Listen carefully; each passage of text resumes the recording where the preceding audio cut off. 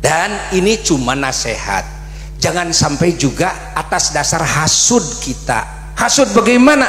Hasud umpamanya ketika ada ulama habaib terus mereka laku dakwahnya, nanti dakwah saya jadi nggak laku, umpamanya majelis saya jadi sepi. Kita harus hadang ini para habaib-habaib dari Yaman ini. Itu kan sudah hasud. Lalu mengajarkan umat mau mengajarkan hasud, ya. Lalu ke kiainya sudah hasud loh. Lalu umatnya nanti apa? Umat diajari hasud.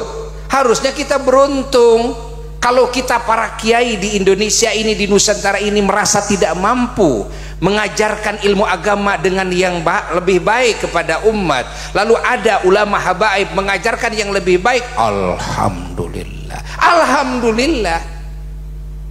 Bahkan kita perlu meniru langkah-langkah beliau karena beliau sudah sukses, ya kita tiru agar kita juga sukses, bukan malah kita hasud, bukan malah kita cari dukungan si A, cari dukungan si B, cari dukungan LSM, cari dukungan ormas, cari dukungan untuk apa? Apa yang Anda inginkan? Bertengkar? Apa yang Anda inginkan? Berperang? Apa yang Anda inginkan? Manusia celaka? Innalillahi wa inna ilaihi raji'un. Ini apa-apaan ini? Apa-apaan ini?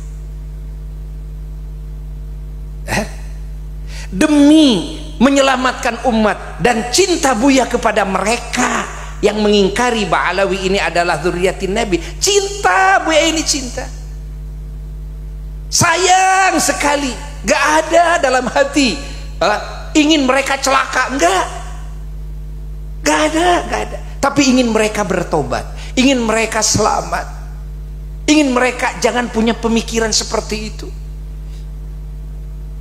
Itu yang Buya inginkan.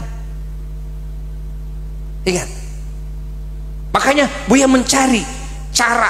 Dengan cara apa? Ya, ketika menjelaskan kepada umat, bagaimana cara menjelaskan? Oh, Buya, ini pilihan Buya, ini harus dieksekusi. Ini jangan diskusi, harus dieksekusi. Ingat, kalau ini didiskusikan yang sudah mateng, ya, hasil buah ijtihad para ulama yang sudah mateng, nanti dimentahkan lagi. Ya, mending kalau kita ini mujtahid seperti halnya ulama-ulama yang jelas-jelas keulamaannya. Ya.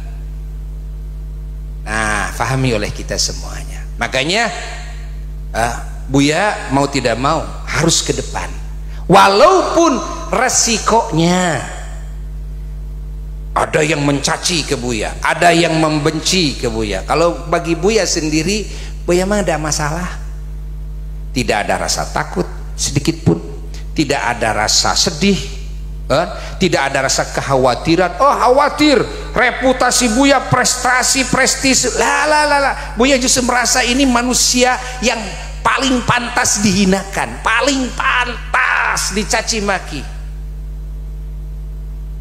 Buya merasa seperti itu, tidak ada rasa takut. Kenapa? Karena sayang Buya kepada umat, jangan sampai terjerumus kepada kekufuran, jangan sampai terjerumus kepada pertengkaran, jangan berbangga-banggaan dengan nasab, jangan.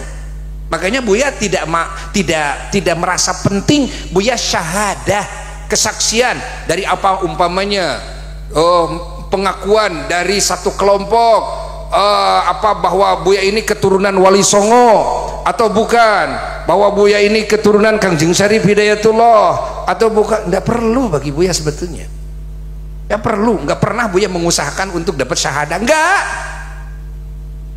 Ingat, kenapa? Sudah jelas loh, leluhur Buya tuh di Sumedang sudah jelas. Lihat aja ke mana itu, ke apa itu, di museum kan Buya sudah lihat. Buya sudah lihat tuh, kan Buya itu nasabnya ke Eyang Dalam Haji Abdul Manap Mahmud sebahagian, ada yang langsung jalurnya ke Prabu Siliwangi sebahagian. Nah, ada yang dari ke Kangjeng Syarif. Dari Kangjeng Syarif ini dari Eyang Dalam Haji Abdul Manap Mahmud yang suka diziarahi di Mahmud itu, beliau punya ayah Eyang Dalam Nata Dirja. Nata Dirja punya ayah Eyang Dalam Nayasari, kalau di Timbanganten disebutnya Eyang Asri. Beliau punya ibu, kalau dari ayah lain lagi, nanti ada yang ke Kangjeng Syarif, ada lagi yang dari ibu, punya ibu, yaitu Nyimas Nden Saribanon. Coba lihat, ada nggak dalam tulisan itu? Eyang Dalam Hajinya ada loh namanya juga, ayahnya ada loh, dan itu leluhur Buya. Terus Nyimas Nden Saribanon itu putrinya siapa? Putrinya Pangeran Gesan Ulun.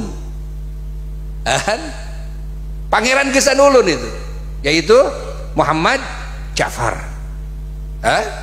Pangeran Gesan Ulun putra siapa? Putra Pangeran Santri Muhammad Soleh. Pangeran Santri putra siapa? Kalau dari ibu, beliau putranya Nyimas Armila. Nyimas Armila putrinya siapa? Putri Kangjeng Syarif Hidayatullah.